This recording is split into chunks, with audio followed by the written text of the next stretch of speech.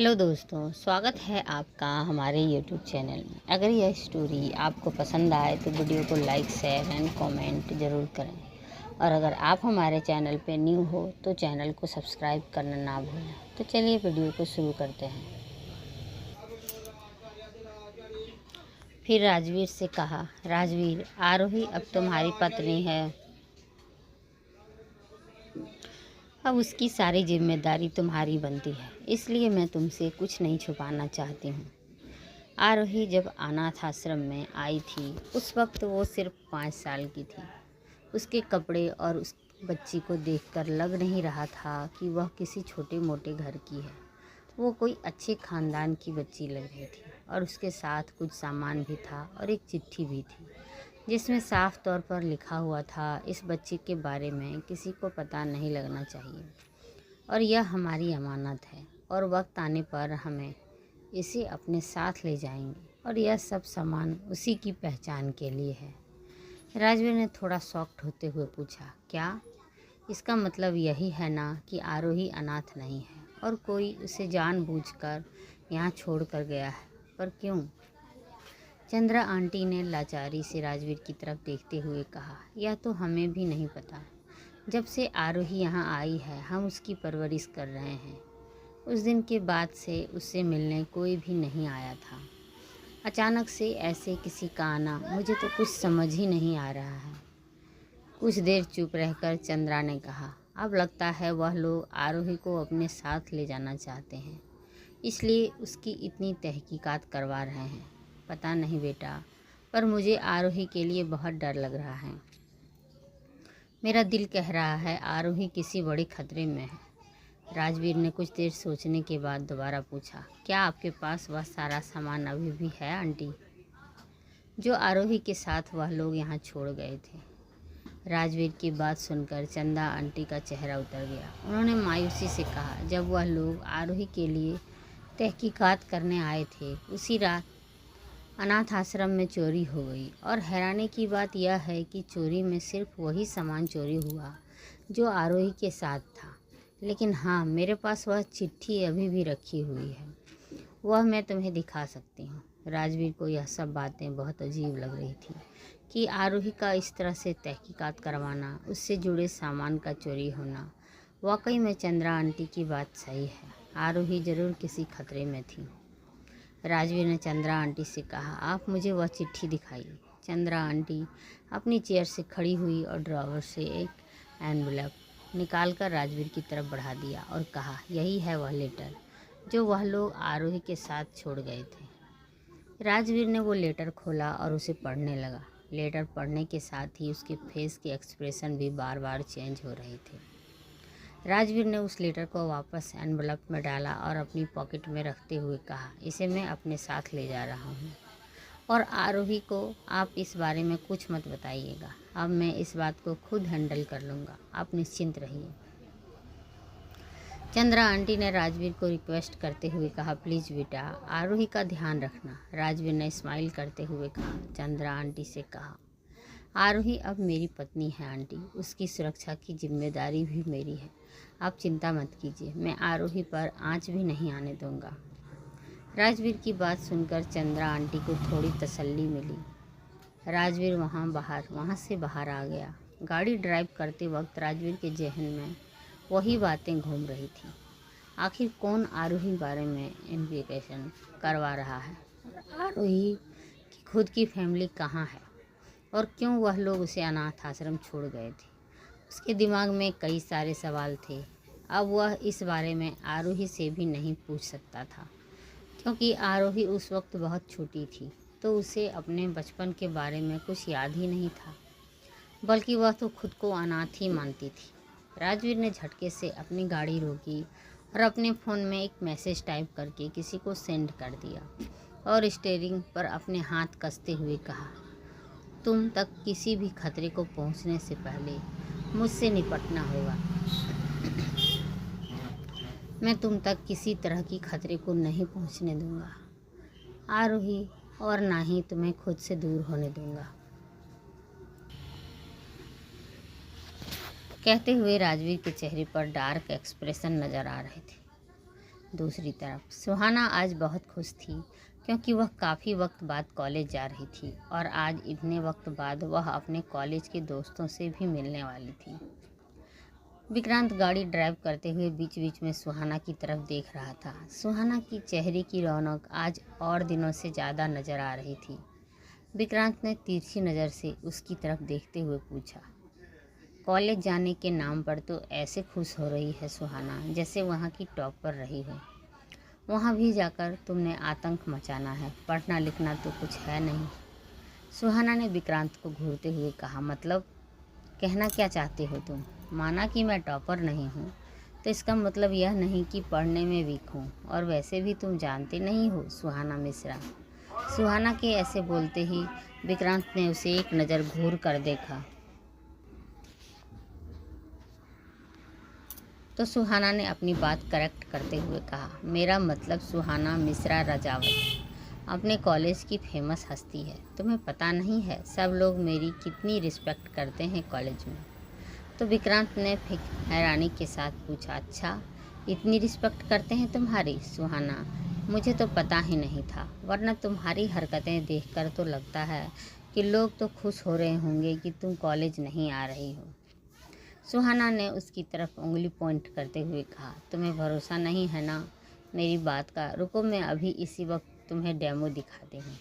कहकर उसने जल्दी से अपना फ़ोन पर एक नंबर डायल किया और फ़ोन को स्पीकर मोड पर रख दिया। 2-3 रिंग के बाद सामने से फ़ोन उठा लिया गया। सुहाना ने चहकते हुए पूछा, हेलो आसी, कैसी है यार? सामने से आसी ने जब सुहाना की आवाज़ पहचानी तो उसने कहा, सुहाना तू कहाँ गायब हो गई थी और इतने दिनों से कॉलेज क्यों नहीं आई? सुहाना ने खुश होते हुए कहा, क्यों, तुम मुझे बहुत याद कर रही थी? अरे याद तो करना ही चाहिए ना, सुहाना है ही ऐसी। वैसे कॉलेज में सभी मुझे बहुत याद कर रहे होंगे ना? तो आसी ने सुहाना से कहा, हाँ याद तो कर रहे थे, बल्कि कुछ लोग तो कह रहे थे अच्छा हुआ सुहाना नहीं आ रही है कॉलेज में, कितनी शांति है और सुकून है, वरना वह आतंकवादियों की तरह आतंक ही मचाती है यहाँ पर। आसी की बात सुनकर सुहाना ने बेचारों वाली शक्ल बनाकर विक्रांत की तरफ देखा, जो मुंह दबाए अपनी हंसी रोकने की कोशिश कर रहा था। सुहाना ने अब चिढ़ते हुए आसी से कहा, आतंकवादी से क्या मतलब है? तुम्हें शर्म नहीं आती? एक तो मैं तुम लोगों की हेल्प करती हूँ और तुम कह रही हो मैं आतंकवादी हूँ।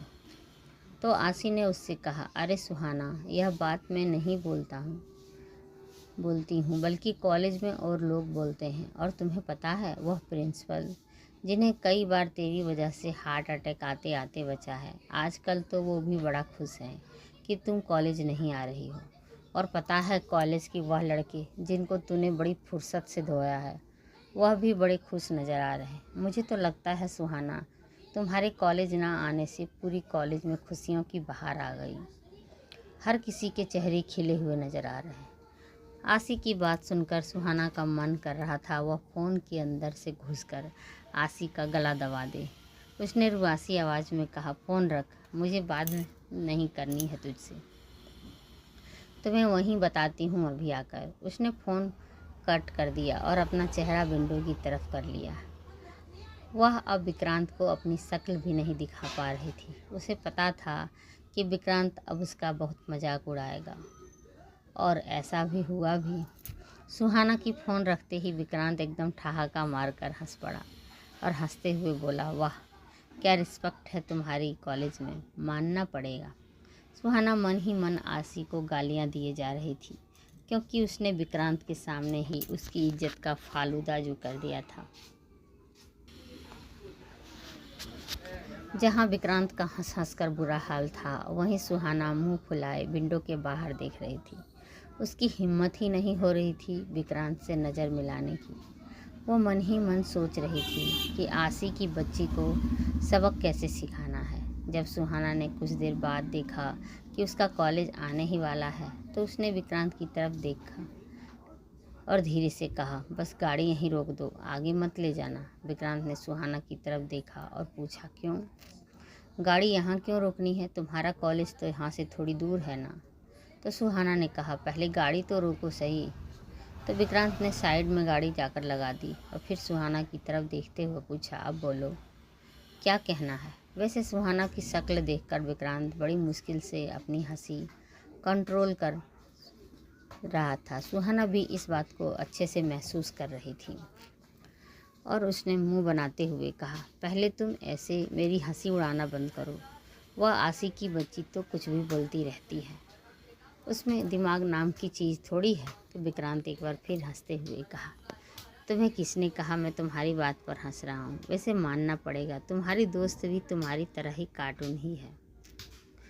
सुहाना ने विक्रांत को घूरते हुए कहा, और तुम मुझे कार्टून कह रहे हो। तो विक्रांत ने लापरवाही से सामने देखते हुए कहा, हाँ तो कार्टून को कार्टून नहीं तो क्या कहूँगा। तुम्हारी हरकतें हैं एकदम अजीब। विक्रांत की बात सुनकर सुहाना का मुंह बन गया। उसे इसी का डर था कि अब विक्रांत को उसका मजाक उड़ाने का मौका मिल गया है, लेकिन वह विक्रांत से और बहस नहीं करना चाहती थी। उसे पता था कि वह जितना बोलेगी तो विक्रांत उसका मजाक ही उड़ाएगा। इसलिए उसने कहा, अच्छा मैं जा रही हूँ। कहकर वो जैसे ही वह डोर ओपन करने लगी, विक्रांत ने उसका हाथ पकड़ लिया और कहा, तुम्हारा कॉलेज तो अभी दूर है ना, तो मैं तुम्हें गेट तक छोड़ देता हूँ। तो सुहाना ने विक्रांत की तरफ देखा और कहा, तुमने ही तो कहा था कि मुझे किसी को नहीं बताना कि तुम मेरे हस्बैंड हो और मेरी शादी हो चुकी है।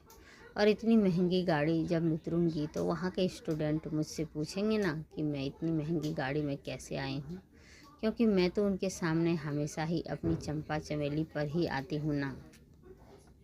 तो विक्रांत को सुहाना की बात सही लगी। दरअसल विक्रांत ने ही सुहाना को मना किया था, वह अपनी शादीशुदा होने की बात अभी बाहर किसी को ना बताए, क्योंकि सुहाना अभी कॉलेज गोइंग स्टूडेंट थी। वह चाहता था पहले सुहाना की पढ़ाई पूरी हो जाए, उसके बाद वह खुद एक ग्रैंड रिसेप्शन करके इस बात को अनाउंस करेगा। विक्रांत को सुहाना की बात सही लगी। उसने सोचते हुए कहा, ठीक है। सुहाना एक बार फिर जैसे ही बाहर जाने लगी तो विक्रांत ने उसका हाथ पकड़कर उसे दोबारा रोक दिया। तो सुहाना ने सवालिया नज़रों से विक्रांत की तरफ देखा, जैसे पूछ रही हो, अब क्या है। तो सुहाना ने सवालिया नज़रों से विक्रांत की तरफ देखा, जैसे पूछ रही हो, अब क्या है। तो विक्रांत ने सुहाना को खींचकर अपनी गोद में बिठाया और कहा, मैंने तुम्हें अभी जाने के लिए थोड़ी कहा है। तो सुहाना, जो विक्रांत के ऐसे अचानक खींचने से हैरान हो गई थी और अपनी बड़ी बड़ी आँखों से विक्रांत को देख रही थी, उसने पूछा, तो क्या तुम मुझे गाड़ी में बैठाकर रखने वाले हो। तुम तो मुझे कॉलेज छोड़ने आए थे ना, छोड़ दिया, अब मुझे जाने दो। पर विक्रांत सुहाना के सॉफ्ट गालों को अपने अंगूठे से सहलाते हुए कहा, अभी तुम्हारा कॉलेज स्टार्ट होने में वक्त है। तो तब मैं थोड़ा सा कहते हुए विक्रांत सुहाना के चेहरे की तरफ बढ़ने लगा। तो सुहाना ने अपना चेहरा दूसरी तरफ करते हुए कहा, हम कॉलेज के पास ही हैं, किसी ने हमें ऐसे देख लिया तो। विक्रांत ने उसका चेहरा अपनी तरफ किया और कहा, वैसे तो मुझे परवाह नहीं कोई देखता है या नहीं, पर तुम्हारी तसल्ली के लिए बता दूं, इस गाड़ी के विंडो के ग्लास ऐसे हैं कि बाहर से कोई अंदर नहीं देख सकता है, इसलिए निश्चिंत रहो और मुझे मेरी किस एंजॉय करने दो। कहने के साथ ही उसने सुहाना के गले को पीछे से पकड़ा और उसका चेहरा अपने बिल्कुल करीब करते हुए उसके होठों को ब्लैक कर दिया। सुहाना ने आंखें बंद करके विक्रांत की शर्ट को कसकर पकड़ लिया। सुहाना को पता ही नहीं चला कि कब उसे विक्रांत को ऐसी किस करना अच्छा लगने लगा था। अब विक्रांत जब उसके होठों को चूमता था, वह उसे रोक नहीं पाती थी और खुद भी कहीं ना कहीं उसकी इसमें खो जाती थी। विक्रांत ने जब महसूस किया कि सुहाना अब उसे नहीं रोक रही है, तो किस करते हुए भी उसके होठों पर स्माइल आ गई। उसे अच्छा लगा रहा था कि सुहाना का ऐसा रिएक्शन। कुछ देर बाद वो सुहाना से अलग हुआ और उसके चेहरे को बड़े प्यार से देखने लगा। सुहाना ने अभी भी अपनी आंखें बंद की हुई थी और वह गहरी सांसें ले रही थी। उसका चेहरा शर्म से लाल हो गया था। विक्रांत ने उसकी चीन को पकड़ते हुए कहा, तो अब मेरी लिटिल वाइफ मेरी किस को एंजॉय करने लगी है, नॉट बैड। विक्रांत की बात सुनकर सुहाना ने धीरे से अपनी आंखें खोली और जैसे ही उसकी नज़रें विक्रांत की इंटेंस नज़रों से मिली, उसने तुरंत ही अपनी नज़रें दूसरी तरफ कर ली, क्योंकि विक्रांत की आंखों में नज़र आ रहे थे एक्सप्रेशन। देखकर उसका दिल जोरों से धड़क रहा था। उसने अपने बाल कान के पीछे करते हुए कहा, ऐसी कोई बात नहीं है। वो तो मुझे पता था कि कितनी भी कोशिश कर लूँ तुम मेरी बात सुनने वाले नहीं हो, इसलिए मैंने तुम्हें नहीं रोका। सुहाना भले ही कहने को यह बातें कह रही थी, पर उसका चेहरा साफ दिखा रहा था कि वह शर्मा रही थी। तो विक्रांत ने उसे छेड़ते हुए कहा, हाँ, तुम्हारा यह ब्लश करता हुआ चेहरा तुम्हारी सारी पोल खोल रहा है सुहाना। विक्रांत की बातें सुनकर सुहाना शर्म से गड़ी जा रही थी। वह जल्दी से गाड़ी से बाहर भाग जाना चाहती थी,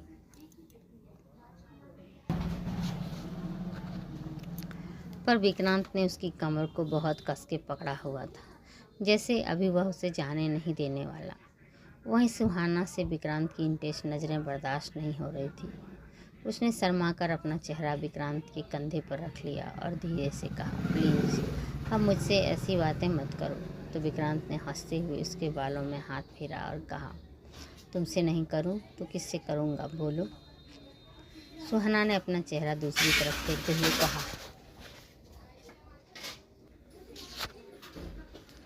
सुहाना ने अपना चेहरा दूसरी तरफ फेरते हुए विक्रांत के गले में घुसा लिया और बच्चों की तरह रिएक्ट करते हुए बोली, मत करो ना प्लीज़। विक्रांत को सुहाना की ये हरकत बहुत ही क्यूट लग रही थी। विक्रांत ने उसके बालों को चूमते हुए कहा, अच्छा ठीक है, नहीं कर रहा परेशान, पर तुम्हें वह सब बातें याद है ना जो मैंने तुम्हें समझाया था। अब विक्रांत ने जब बोल दिया कि वह उसे परेशान नहीं करेगा, तब जाकर सुहाना को थोड़ी तसल्ली मिली और वह विक्रांत से थोड़ा दूर होते हुए बोली, कौन सी बात समझाई थी मुझे। तो विक्रांत ने अब उसे घूरते हुए कहा, बेवकूफ़ लड़की, काम की बातें हमेशा भूल जाती हो। याद करो मैंने क्या कहा था, कॉलेज जाकर तुम्हें क्या क्या नहीं करना है। तो सुहाना ने सोचते हुए कहा, मुझे लड़कों से बात नहीं करनी है। और क्या कहा था तुमने, मुझे बस यही तो कहा था। विक्रांत ने उसकी बात सही करते हुए कहा, हाँ यही बात, तुम्हें लड़कों से दूर रहना है और उनसे दोस्ती नहीं करनी है। और अगर मुझे पता चला ना कि तुमने मेरी बात नहीं मानी तो फिर तुम जानती हो ना मैं क्या करूँगा। कहते हुए विक्रांत ने सुहाना की चबी गालों को कस कर पकड़ा, जिससे सुहाना के फलपी लिप्स खुल गए। सुहाना ने अपनी आंखें टिमटिमाते हुए इशारा किया कि वह उसकी बात मानेगी। तो विक्रांत ने स्माइल करते हुए सुहाना के पाउट बने होठों को कुछ देर के लिए किस किया और वापस उसे छोड़ दिया और कहा, शाम को मैं तुम्हें लेने आऊँगा, अकेली मत चली जाना। सुहाना ने मुंह बनाते हुए कहा, मैं कोई छोटी बच्ची नहीं हूँ, मैं खुद से आ सकती हूँ। पहले भी तो तुम अकेली आती जाती थी ना। विक्रांत ने कहा, जब मैंने कह दिया तुम्हें खुद लेने आऊँगा तो मतलब आऊँगा, अब जाओ, वरना मेरा कुछ और भी करने का इरादा बन रहा है। सुहाना ने जल्दी से विक्रांत की गोद से उठते हुए कहा, नहीं नहीं, अपने इरादों को यहीं स्टॉप लगाओ। कहकर वो जल्दी से गाड़ी से बाहर भाग गई। विक्रांत ने उसे तब तक देखा जब तक सुहाना गेट के अंदर नहीं चली गई। तभी विक्रांत का फ़ोन रिंग करने लगा। उसने अपने फ़ोन की तरफ देखा और अर्जेंट कॉल देखकर उसने फ़ोन पिक कर लिया। दूसरी तरफ की बात सुनकर उसने सिर्फ इतना कहा, ठीक है, उसे लेकर हमारे अड्डे पर आओ, उससे अब मैं ही निपट लूँगा। कहकर उसने फ़ोन डिस्कनेक्ट किया, गाड़ी स्टार्ट कर वहाँ से निकल गया। अब आगे एक क्लब के प्राइवेट रूम में 4 लोग मौजूद थे, जिसमें से 2 लोगों के चेहरे पर इस वक्त डर और परेशानी साफ नज़र आ रही थी। वहीं एक आदमी उनके सामने ही सोफे पर किसी किंग की तरह बैठा हुआ उन्हें बुरी तरह घूर रहा था। उस आदमी के पीछे से एक और आदमी खड़ा हुआ था, जिसके चेहरे पर किसी भी तरह की एक्सप्रेशन नहीं थी, जैसे उसके लिए यह सब नॉर्मल हो। तभी वहाँ एक एरोगेंट और भारी आवाज़ गूंजी, या तो इस डील को एक्सेप्ट करो वरना बर्बाद होने के लिए तैयार हो जाओ, क्योंकि तुम भी अच्छी तरह जानते हो कि बाजी दोनों तरफ से मेरे हाथों में है। कहते हुए उस शख्स के होठों पर एक शैतानी स्माइल आ गई। उसके सामने बैठे हुए दोनों आदमियों से एक आदमी हकलाते हुए बोला, देखिए मिस्टर राठौर, ये सब सही नहीं है, आप हमारे साथ ऐसा नहीं कर सकते। जी हाँ, सामने बैठा हुआ वह शख्स जो उन्हें बुरी तरह घूर रहा था वह था राजवीर राठौर। इस वक्त राजवीर की एक अलग ही पर्सनैलिटी में वहाँ मौजूद था। उसके चेहरे पर एक अलग ही रौब था जो सामने वाले की हालत पतली कर रहा था। यह वो राजवीर बिल्कुल नहीं था जो अक्सर अपनी फैमिली के साथ या आरोही के सामने होता था। इस राजवीर को देखकर अच्छों की हालत ख़राब हो जाती थी। राजवीर पूरे बिजनेस वर्ल्ड में हमेशा से ही एक सनकी बिजनेसमैन की तरह ही फेमस रहा था। वह कब क्या कर दे कोई कुछ नहीं कह सकता था। राजवीर ने अपनी एक आईब्रो चढ़ाते हुए एरोगेंट में कहा, सही क्या है गलत क्या है वह राजवीर राठौर खुद तय करता है, और एक बार अगर राजवीर राठौर ने जो कह दिया वही सही होता है। इसलिए चुपचाप इन पेपर पर साइन करो और खुद को बर्बादी से बचा लो, वरना जो दे रहा हूँ वह तो मिलने से रहा और जो तुम्हारे पास है उसे भी ख़त्म कर दूँगा। फिर थोड़ा आगे की तरफ झुकते हुए अपने एक घुटने का हाथ टिकाते हुए एक अजीब सी हंसी के साथ कहा, और तुम जानते हो ना मैं ऐसा कर भी सकता हूँ। आगे की कहानी जानने के लिए सुनिए कहानी का अगला भाग। दोस्तों, आज तो मैं एपिसोड दे रही हूँ पर कल शायद ना दे पाऊँ, क्योंकि रथ मेला देखने मैं अपनी मम्मी के घर जा रही हूँ। कल दोपहर तक लौट आऊँगी। कोशिश करूँगी कल शाम तक देने की, और अगर ना दे पाऊँ तो उसके लिए sorry and thank you episode देखने के लिए। और आप लोग सभी कमेंट नहीं करते हो, प्लीज़ प्लीज़ कमेंट कर बताइएगा ज़रूर एपिसोड कैसा लगा, एंड थैंक यू।